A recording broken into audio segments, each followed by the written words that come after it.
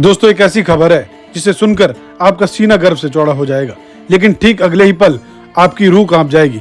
अंडमान के समंदर में हमने सबसे बड़ा तिरंगा फहराकर वर्ल्ड रिकॉर्ड बना लिया है। पर क्या आप जानते हैं कि उसी तिरंगे की छांव तले एक अनमोल दुनिया को हमेशा के लिए दफन करने की तैयारी हो चुकी है। खुशखबरी रिकॉर्ड की है तो दुख की खबर यह है कि ग्रेट निकोबार के 10 लाख पेड़ों पर मौत का वारंट साइन हो चुका है। 130 वर्ग किलोमीटर के वो प्राचीन वर्षावन जहां की हवा में आदिवासियों की सांसें और दुर्लभ जीवों का शोर है, उन्हें काटकर वहां कंक्रीट का शहर बसाया जाएगा। यहाँ रहने वाली शैंपेन जैसी जनजातियों का क्या होगा जिनका अस्तित्व ही इन जंगलों से है, और इन बेजुबानों का क्या? गैलेथिया बे के वो लेदरबैक कछुए और दुर्लभ पक्षी कहाँ जाएंगे? कहा जा रहा है कि समुद्र के नीचे के कोरल्स और जीवों को कहीं और शिफ्ट कर देंगे। क्या ये कोई मजाक नहीं है? विज्ञान कहता है कि कुदरत के बनाए हुए घर को इंसानी हाथों से कहीं और शिफ्ट करना नामुमकिन है। ये सिर्फ उनकी सामूहिक मौत का रास्ता है। देखिए, हम सरकार की रणनीतियों के खिलाफ नहीं है।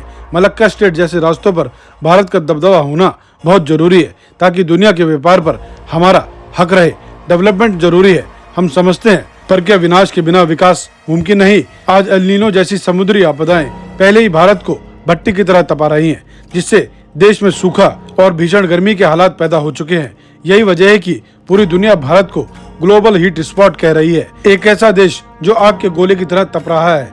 ऐसे में इन वर्षावनों को काटना क्या अपने पैरों पर कुल्हाड़ी मारना नहीं है? हमें बीच का रास्ता ढूंढना ही होगा, वरना ये रिकॉर्ड सिर्फ कागजों पर रह जाएंगे। पर खैर, आप तो सो रहे हैं क्योंकि आपका घर अभी ठंडा है, लेकिन याद रखना, आपकी नींद तब तक नहीं खुलेगी जब तक इस धरती का आखिरी पेड़ नहीं कट जाएगा और जब तक बहुत देर हो चुकी होगी।